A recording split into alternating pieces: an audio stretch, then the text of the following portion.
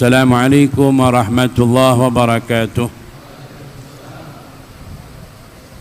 Alhamdulillah ala ni'matil Islam wa kafa biha min ni'mah. Allah Subhanahu wa taala menciptakan jin dan manusia untuk beribadah kepada Allah Subhanahu wa taala, dan diperintahkan beribadah dengan ilmu. Tanpa ilmu tidak ada nilai ibadah.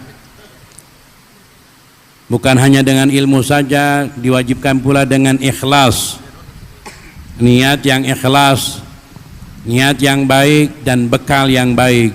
Li'anna Allah tayyibun la yaqbalu illa tayyiba. Kemudian Allah Subhanahu wa taala mewajibkan kepada kita dalam beribadah untuk mencapai keyakinan wa'bud rabbaka hatta ya'tiyakal yaqin. Karena dengan keyakinan kita akan sampai kepada derajat an ta'budallaha ka'annaka tarah fa in lam takun tarah fa innahu yarak.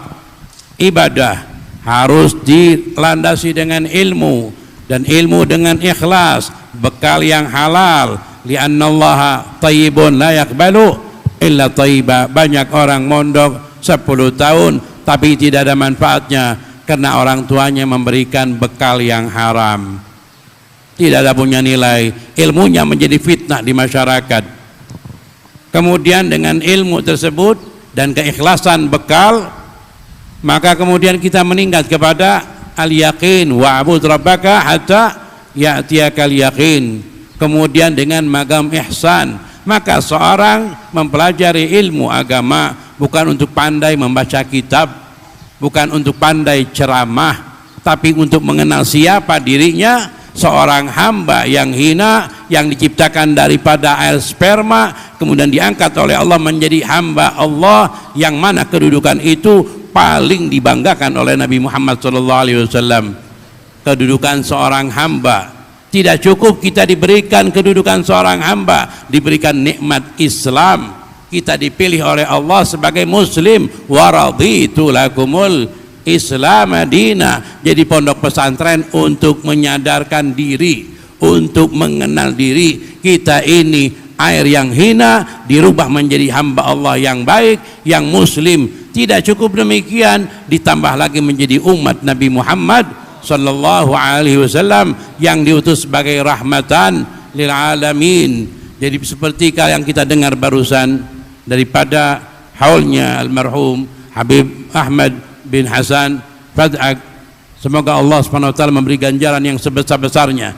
Tanda bahwa amal beliau itu diterima. Kenapa? Sebab banyak athar, bekas-bekas amal beliau, banyak yang ditinggalkan. Lalu kita lihat apa yang kita buat. Apakah membangun pesantren atau membantu membangun pesantren? Apakah membangun masjid atau membantu bagian daripada masjid? Membantu orang-orang masuk Islam atau ikut serta di dalam memasukkan Islam? Itu merupakan sejarah dalam kehidupan kita. Bukan kemudian tidak ada nilainya sama sekali. Ada kuburan-kuburan yang terbengkalai, tidak dikenal bahkan oleh anaknya. Ada kuburan-kuburan terus dikenal sepanjang sejarah oleh orang-orang muslim seluruhnya, bahkan orang yang di luar Islam pun mengenalnya, mengenal sejarahnya.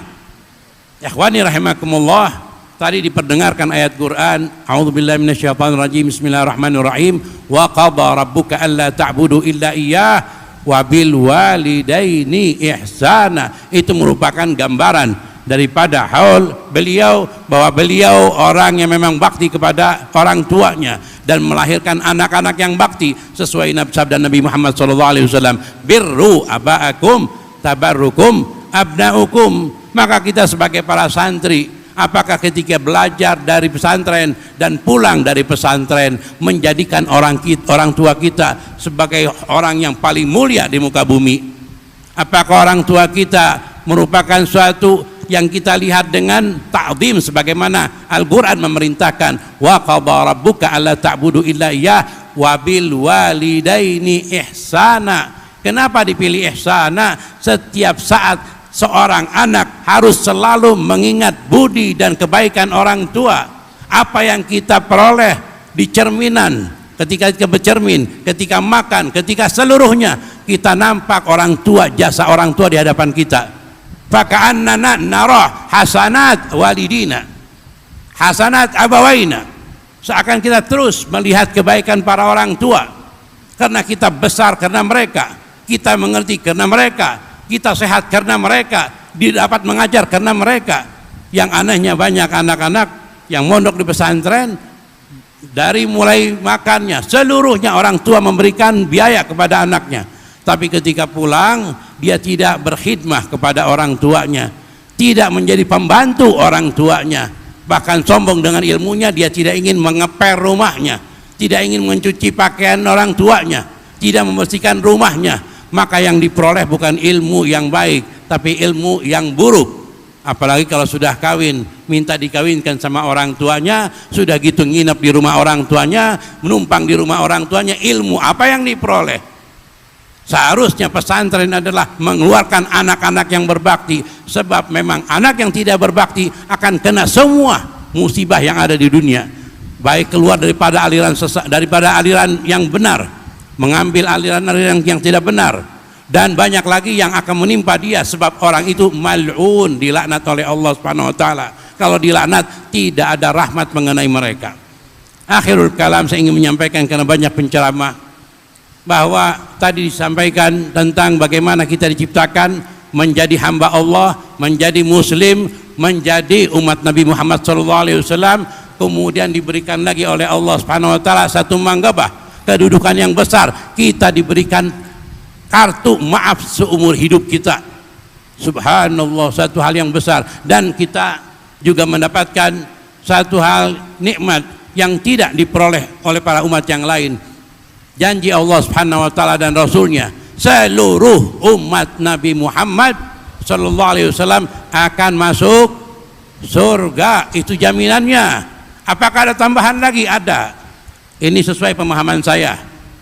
Kalau ada kira-kira salah mohon ditegur.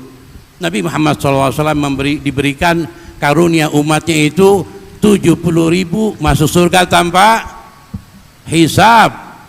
Kemudian diminta tambahan, diberikan lagi 70.000 tanpa hisab. 4,9 miliar. Rasulullah minta lagi, lalu Allah memberikan dengan 3 kali tambahan. 1 kali tambahan saya sudah cukup dari Allah. Artinya tambahan min ghairi hisab, bukan 70, tanpa hisab. Bukan hanya itu tambahan, bisalat hasayat min hasayati rabbil alamin. Kita bisa bayangkan artinya apa? Jawabannya ada di dalam sabda Nabi Muhammad SAW, idzan ya Jibril la arda wa wahid min ummati finnar. Kalau begitu ya Jibril, aku tidak akan puas kalau ada satu umatku di neraka. Artinya umat Nabi Muhammad yadkhuluna jannata bighairi hisab, semuanya li'anna Allah asyara bi salat hasayat. Siapa yang mesti bisa menghitung dengan salat hasayat itu?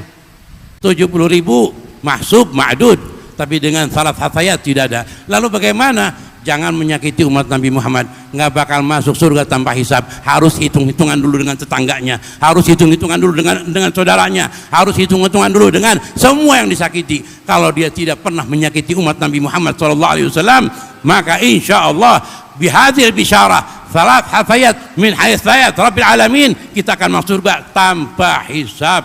Hadza ma fahimtu insya Allah. Wasani hal, yang satu kabar gembira lagi, mohon maaf tambahin lagi dikit ya. Ini satu hal, ini umat Nabi Muhammad umat marhumah. Ya Allah, Nabi Muhammad SAW memberikan, mengajarkan kepada kita, kalau kita membaca subhanallah adada khalqi wa ridha nafsi wa zinata arshi wa midada kalimati. Kita ambil kalimat, kadang ada kita dengar ada dari rimal wal asyar, betul boleh, tapi kalau dihitung adada khalqi, kita harus tahu berapa makhluk Allah. Sekali kita meludah itu jutaan, ribuan, jutaan itu bakteri yang ada di dalam meludah, di dalam rea kita, jutaan bakteri. Dan di dalam bakteri ada bakteri lagi. Itu satu badan manusia, belum langit pertama, langit kedua, langit ketiga. Kira-kira ada khalqihnya berapa? Belum lagi ditambah dengan tambahan waridha nafsi. Makanya saya merinding kalau selalu mengingat demikian. Ini kita ummah yang sangat disayang oleh Allah. Bayangan siksa umat Nabi Muhammad di dunia, bukan di akhirat. mazal al-bala bil mu'min hatta yalqa rabbahu alaysa alaihi khatiyah. Ujian akan mengenai seorang muslim terus setiap hari, baik ketika kehujanan, bocor, mogok di jalan, macet di jalan, yang penting ridho, jangan caci maki, jangan menyakiti umat Nabi Muhammad SAW, maka masuk surga tanpa hisab depan mata kita. Dan satu lagi, kalau kita sekarang begini lagi mengajar, saya praktekkan itu. Selesai mengajar, saya mengatakan adada khalqih wa ridha nafsi wa zinata arsy wa mida kalimati, agar pahala majlis ini juga dihitung ya Rab bi'adadi khalqik wa ridha nafsik wa zinata arsy dan seterusnya. Kalau kita sedekah kepada orang 10.000, ya Rab adada khalqik wa ridha nafsik. Kalau kita membuang sampah, ya Rab adada khalqik. Jangan hanya zikir saja, semua amalan yang kita lakukan tambahkan dengan kalimat adada khalqik wa ridha nafsik dan seterusnya. Wal afu minkum. Wassalamualaikum warahmatullahi wabarakatuh. Terima kasih yang telah menonton video ini. Semoga bermanfaat. Jangan lupa like, komen, dan subscribe.